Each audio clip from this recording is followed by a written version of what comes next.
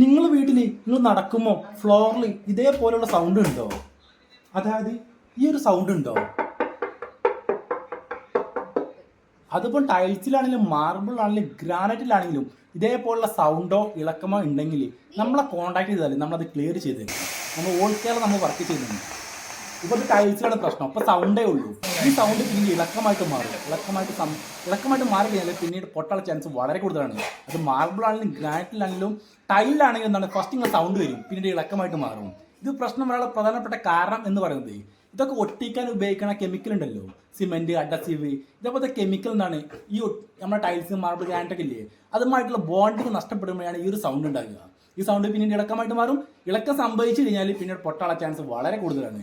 അപ്പോൾ ഇതേപോലെ പ്രശ്നങ്ങളൊക്കെ നിങ്ങളുടെ വീട്ടിലുണ്ടെങ്കിൽ ഈ നമ്പറിൽ കോൺടാക്ട് ചെയ്യുക. നമ്മൾ ഓൾ കേരള നമ്മൾ വർക്ക് ചെയ്യുന്നുണ്ട്. ഓക്കെ, നമ്പർ വാട്സപ്പിൽ മെസ്സേജ് ചെയ്താൽ മതി കേട്ടോ.